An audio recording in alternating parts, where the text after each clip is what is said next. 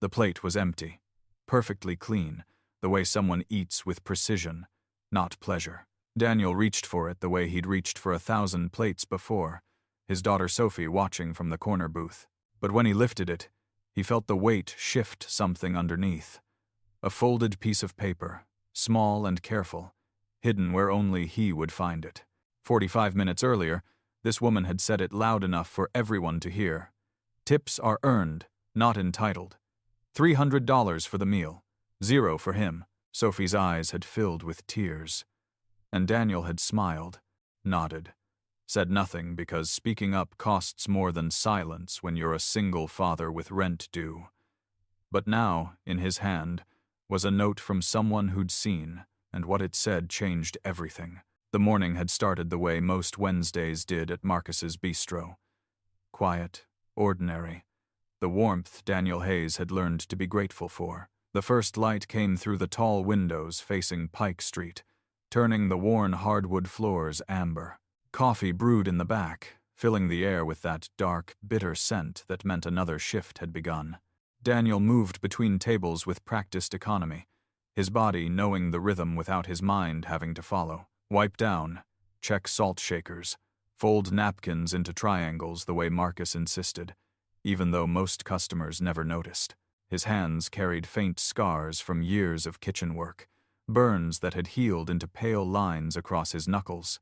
In the corner booth, Sophie sat with her math workbook open, pencil tapping against the table. She was 8 years old and small for her age, with her mother's dark hair and Daniel's serious eyes. "Dad," she called out, not looking up, "what's a dividend?" Daniel paused mid-wipe. The question caught him somewhere between who he was now and who he used to be. She was working through long division, but the word she'd stumbled on wasn't about splitting numbers. It was about splitting profits, about returns on investment, about the language of a world he'd left behind. "It's when a company shares its earnings with people who own pieces of it," he said, then stopped himself. "I mean, it's like sharing cookies equally. You divide what you have." Sophie looked up at him with that expression that said she knew he'd simplified something, but she didn't push. She never did. Marcus emerged from the kitchen, apron stained with coffee and grease, reading glasses perched on his forehead. He was in his early 60s, a man whose bistro had been a neighborhood fixture for 23 years, back when Capitol Hill was still affordable, back before the tech money turned every block into condos. "Morning, Dan," he said, his voice carrying weight beneath the casual greeting. The restaurant was losing customers. Not dramatically, not overnight, but in the slow bleed of regulars who stopped coming because a newer place opened down the street with Edison bulbs and small plates. Daniel had seen the numbers. Marcus left the books open on the counter sometimes, and Daniel's eyes couldn't help but track the declining revenue, the tightening margins. But neither of them spoke about it directly. Not yet. At 7:15, the door opened. Victoria Ashford walked in, still checking her phone, the quiet focus of someone who never really stopped working. She wore a charcoal suit with clean lines, nothing excessive, and her expression was carved from concentration. Behind her, small and silent, came a boy about Sophie's age. He wore a navy blazer over a white shirt, his hair combed with precision that suggested someone else's hands, not his own. The boy's eyes scanned the restaurant with wary caution, used to being invisible. Daniel moved to greet them, menu in hand, his server voice smooth and practiced. "Good morning. Table for 2? Victoria didn't acknowledge him immediately. She was still on the call, her free hand making sharp gestures as she spoke. "The board meeting is in 48 hours, Gerald. I need that report now, not later. Now." Her tone was ice over steel. When she finally lowered the phone, her eyes met Daniel's for half a second, assessed and dismissed. "Something quick. We have exactly 30 minutes. She moved to a table by the window without waiting for him to guide her. The boy followed, his small hands clutching a leather portfolio that seemed too large for him.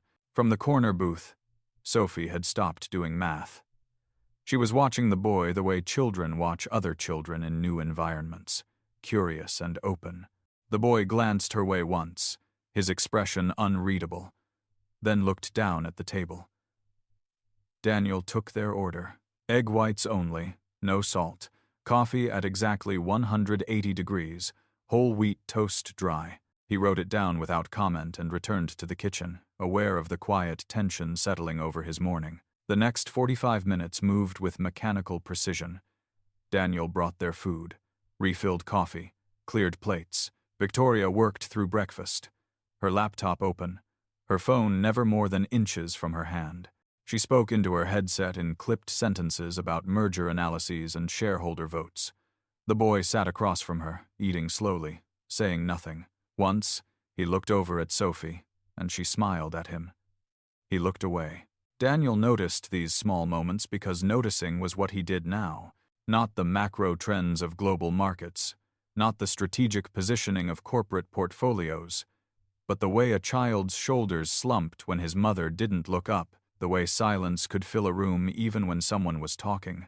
When Victoria finally stood to leave, she pulled out her wallet with the efficient movements of someone used to delegating everything, including payment. She placed 3 $100 bills on the table, exact to the penny for what she'd ordered. Then she turned to Daniel, her voice loud enough that the handful of other customers turned to look. Service was adequate, not exceptional. Tips are earned, not entitled. Her tone was matter-of-fact, not cruel, but that somehow made it worse. She was stating what she believed to be a simple truth. Daniel stood there, the bills in his hand, and felt the weight of every eye in the restaurant. The couple at table 4 looked away. The retired teacher who came in every Wednesday for pancakes stared down at her plate. Marcus, behind the counter, went very still. Daniel nodded once. "Have a good day, ma'am." His voice came out steady, practiced in the art of swallowing indignity. Victoria was already at the door, phone back to her ear, but the boy lingered for just a moment, looking back at Daniel with something in his eyes that might have been apology or shame or just the learned blankness of a child who'd watched this scene play out before. Then he followed his mother out into the morning light. Sophie was crying. Not loudly, not dramatically, but tears tracked down her cheeks as she stared at her homework. Daniel walked over and sat across from her, setting the $300 on the table between them. "Dad," she whispered, her voice breaking on the word. "You did everything perfect. Why didn't she?" She couldn't finish. Daniel reached across and took her hand. "Sometimes people measure worth differently, honey. It's okay." But Sophie shook her head. "But you're worth everything to me." The words hit him harder than the public dismissal had. He squeezed her hand and didn't trust himself to speak. After he'd walked Sophie to school, after the morning rush had dwindled to just the regulars nursing coffee, Daniel returned to clear Victoria's table. The dishes were stacked neatly, the napkins folded, everything organized with the same precision she'd brought to eating. He reached for the top plate, and that's when he felt it. The weight shifted wrong. Something was underneath. He lifted the plate and found a small piece of paper, folded twice, tucked against the table where no one would see it unless they were the one clearing away the evidence of the meal. Daniel unfolded it with fingers that had started to shake. The handwriting was careful but childish, the letters formed with concentration. "I'm sorry about my mom. You seem nice. E." That was all. Just those 9 words in a child's hand. But they cracked something open in Daniel's chest that he'd been keeping carefully sealed. He stood there for a long moment, the note in his hand, the empty restaurant stretching around him. Marcus came over, wiping his hands on his apron. "You okay, Dan?" Daniel folded the note carefully and put it in his pocket. "Yeah, I'm okay." But that wasn't entirely true. The note had reminded him of something he'd been trying to forget. That kindness could come from unexpected places. That being seen, really seen, still mattered. That he wasn't as invisible as he'd trained himself to be. That afternoon, after his shift ended, Daniel walked home through the drizzle that Seattle wore most days. The apartment he and Sophie shared was small, a 1-bedroom in Greenwood where Sophie got the bedroom and Daniel slept on the couch. It was clean and warm and safe, and that was enough. Or at least, He'd convinced himself it was enough. He made mac and cheese for dinner, helped Sophie with her homework, read her 2 chapters of the book they were working through together. But after she'd gone to bed, after he'd checked the lock on the door and turned off all the lights except the small lamp by the couch, Daniel sat in the quiet and pulled out his laptop. The screen glowed blue in the darkness. He opened a file he hadn't looked at in 3 years. Financial models he'd built for clients who paid him 6 figures to predict market movements. Excel spreadsheets that tracked corporate valuations across 12 different sectors. Pivot tables that could parse 10,000 lines of transaction data and find the single anomaly that mattered. He'd been good at this once. Better than good. Senior financial analyst at Brennan & Associates, the consulting firm that corporations called when they needed someone who could read a balance sheet the way a cardiologist read an EKG. He'd been the one they sent in when numbers didn't add up, when someone was hiding something in the footnotes. But that was before. Before Amy got sick. Before the cancer that moved through her body faster than any of them could process. Before the months when he'd worked 80-hour weeks because the medical bills kept coming and his salary was the only thing keeping them afloat. Before the night Amy had looked at him from her hospital bed, her hand thin and cold in his, and said, "Promise me you'll be there for Sophie. Really there. Not just in the room, but present." He'd promised. And 3 days later, she was gone. Daniel closed the laptop. Those skills belonged to someone else now. Someone who'd made different choices. He was a waiter. He was Sophie's father. He showed up on time, worked his shifts, and was home every night to make dinner. That was enough. It had to be. But the note from Ethan stayed in his pocket, and every time he touched it, he thought about a 9-year-old boy who'd learned to apologize for his mother's coldness. And he wondered what that did to a kid. The next morning, Thursday, Marcus was waiting when Daniel arrived. The older man sat at the counter with the books spread out in front of him, and Daniel could read the story in the numbers before Marcus said a word. Revenue down 22% year over year. Fixed costs staying flat. The margin collapsing like a slow-motion avalanche. "How long?" Daniel asked quietly. Marcus rubbed his face. 3 months. Maybe 4 if I max out the credit line. I'm 64, Dan. I can't pivot to Instagram marketing and prix-fixe menus. This place is what it is. Daniel poured them both coffee and sat down.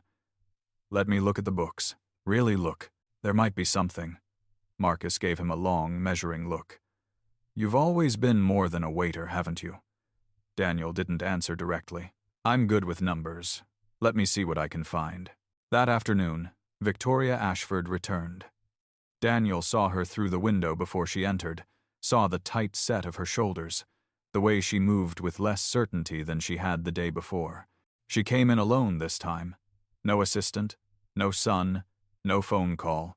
She chose the same table by the window and sat down heavily, like someone who'd been standing too long. When Daniel approached, she looked up at him, and he saw exhaustion carved into the lines around her eyes.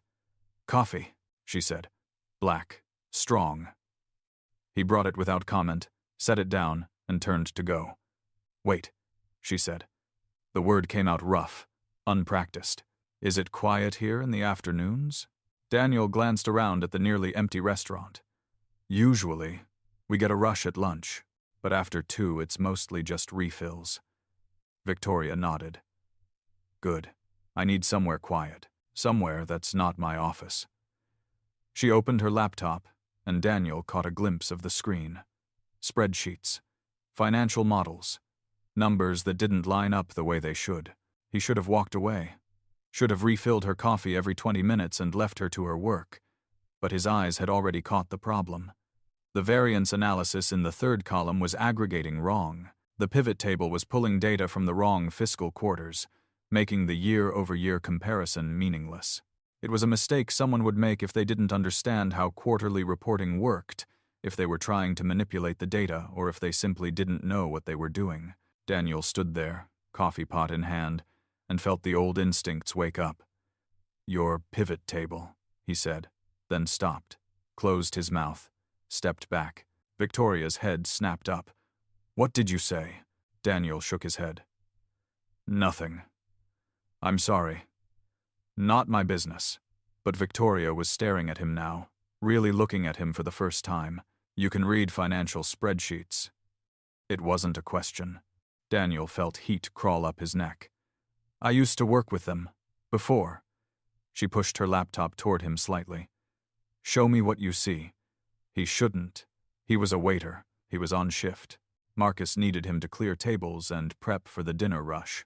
But Sophie's voice echoed in his head from the night before. Mr. Marcus is family. We should help family. And if he could read Victoria's spreadsheets, maybe he could read Marcus's books too. Maybe he could find something everyone else had missed. Daniel set down the coffee pot and leaned over the table. Your fiscal quarters are offset by one period. You're comparing Q3 from this year against Q2 from last year. The trend line you're seeing isn't real. It's a data artifact. He pointed at the formula bar. If you shift this reference by one column and adjust the date range here, you'll get the actual variance. Victoria's eyes widened. She made the changes, and the numbers on the screen shifted. The pattern she'd been chasing disappeared, replaced by something else.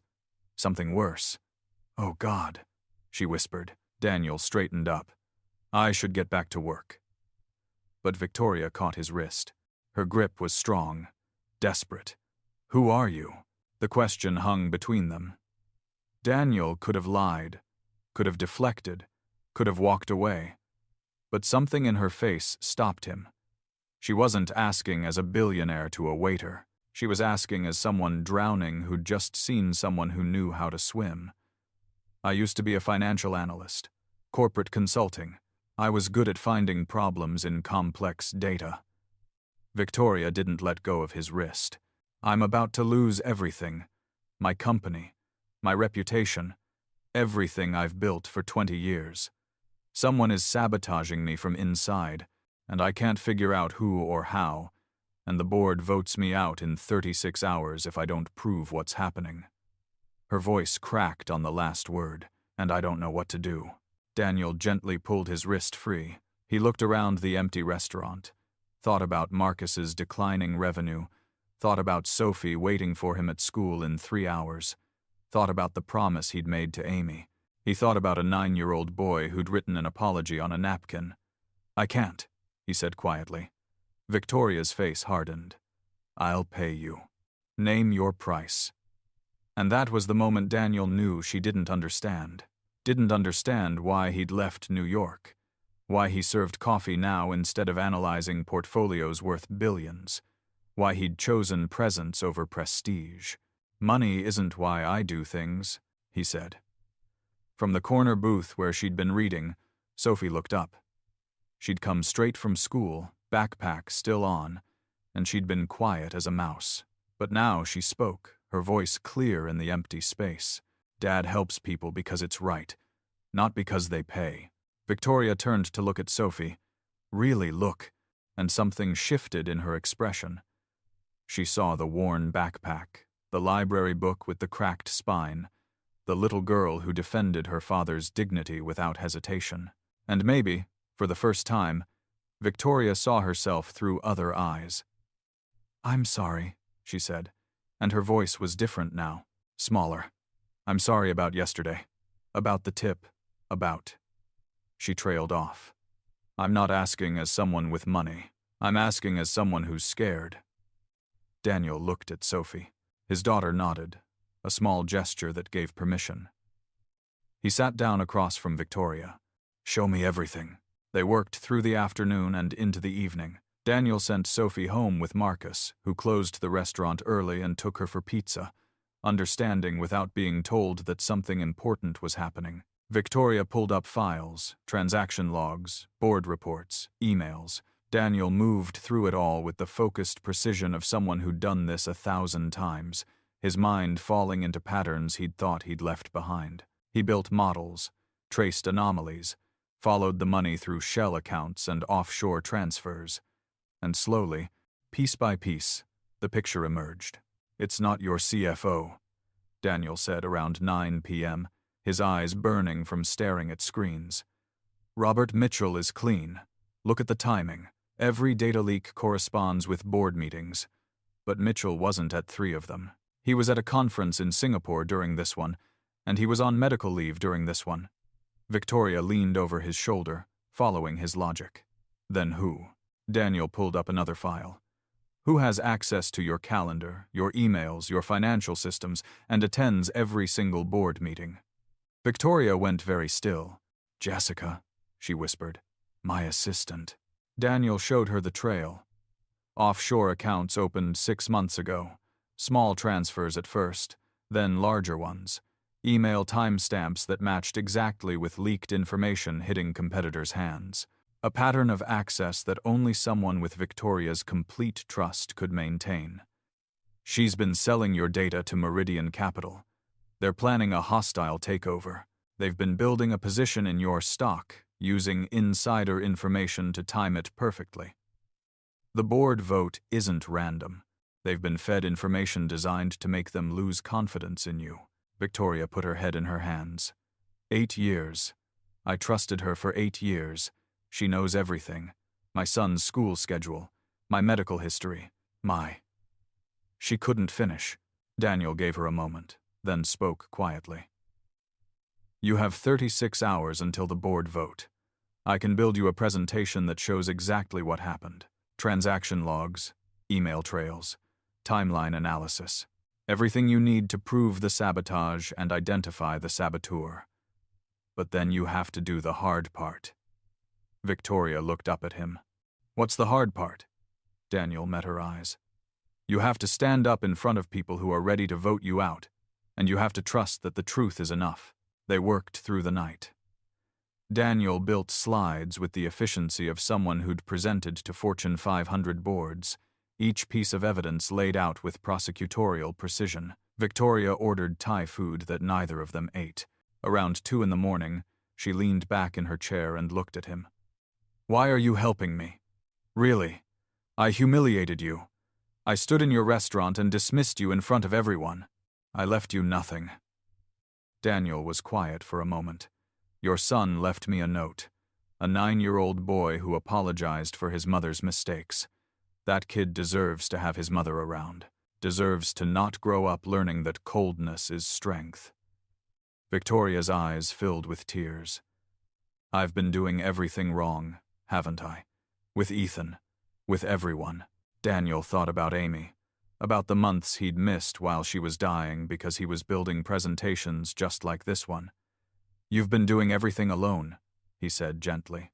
There's a difference. Victoria wiped her eyes with the back of her hand. He asked me last week if I even liked being his mom. I told him I was busy and we'd talk later. We never talked later. The confession hung in the air between them.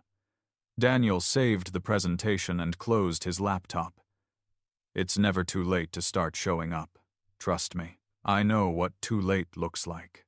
At 9 a.m., Daniel stood in the lobby of Ashford Ventures wearing the only suit he still owned, the one he'd kept in the back of his closet for reasons he couldn't quite explain. Victoria had insisted he present the findings himself. They won't believe it coming from me, she'd said. Not now, but they'll believe someone with no stake in the outcome. The boardroom was glass and steel, 20 floors above Seattle, with views that stretched to the sound. 12 board members sat around a table, and Daniel could feel their skepticism before he opened his mouth. Victoria introduced him simply. This is Daniel Hayes. He's the reason I'm still standing here. The board chair, a man named Thomas Brennan with silver hair and a skeptic's frown, leaned forward. Miss Ashford, we're here to discuss your performance, not to entertain consultants. Daniel connected his laptop to the screen without being invited. I'm not a consultant. I'm someone who's good with numbers, and the numbers tell a story you need to hear. He started the presentation. Every slide was evidence. Email timestamps, transaction records, offshore account formations, pattern analysis that showed exactly when information left Victoria's office and when it appeared in Meridian Capital's strategy documents. He spoke in the calm, certain voice of someone presenting facts, not opinions. The board members leaned forward. Skepticism shifted to attention attention to alarm. When Daniel reached the slide that showed Jessica Morgan's bank records, the woman herself, sitting in the corner as Victoria's assistant, went pale. "This is fabricated," Jessica said, her voice sharp. "I've worked for Victoria for 8 years. I've been loyal." Daniel cut her off. "You opened an account at First National Bank in the Cayman Islands on March 15th, the same day Meridian Capital initiated their first stock purchase. You've received $2 million in wire transfers, each one corresponding with a major information leak. I have the transaction logs. The SEC will have them too by end of business today." Jessica stood up. "You have no proof. This is slander." But Thomas Brennan was already reaching for his phone. "Sit down, Miss Morgan. We'll be having a conversation with our legal team." The vote was unanimous. Victoria stayed. Jessica was escorted from the building by security. The board authorized an immediate investigation, froze Jessica's accounts, and issued a statement about internal restructuring. But none of that was what Daniel remembered most clearly. What he remembered was the moment, right in the middle of his presentation, when the door opened and a small figure slipped inside. Ethan, who must have asked his driver to bring him here, who stood against the wall in his school uniform, watching his mother fight for her company. And when Victoria saw him, when their eyes met across the room, something in her face broke open. She stood up in the middle of the board discussion, walked over to her son, and hugged him. Really hugged him, not the quick pat on the shoulder she probably usually offered. She whispered something in his ear that made him hug her back, his small arms tight around her waist. Daniel slipped out during the commotion, taking the elevator down alone, his suit jacket over his arm. He'd done what he came to do. The rest was their story, not his.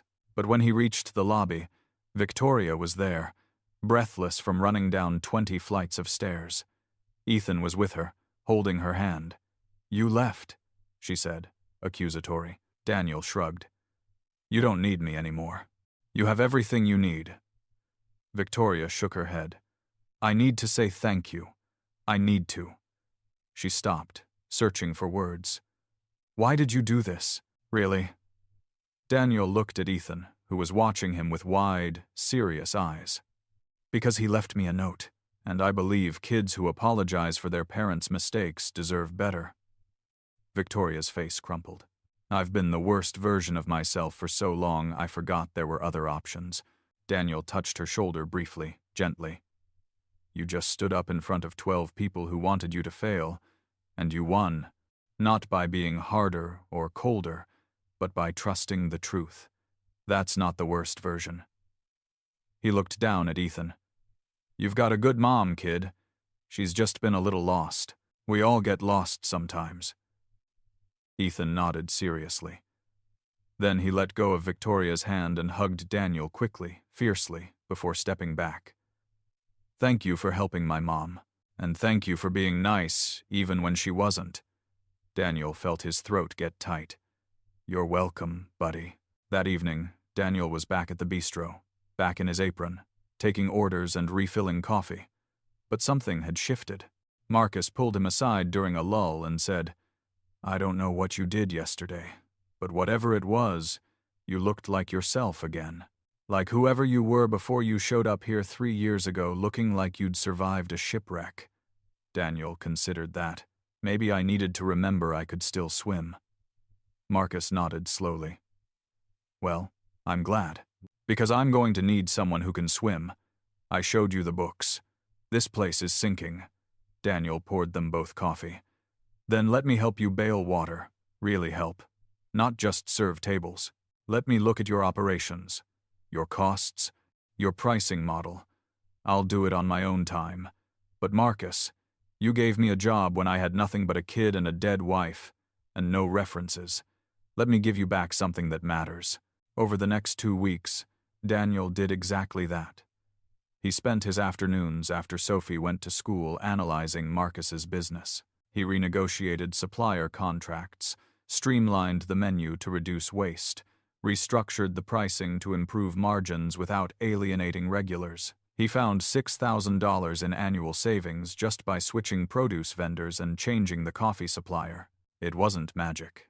It was just math, applied with care. Marcus watched him work with quiet wonder.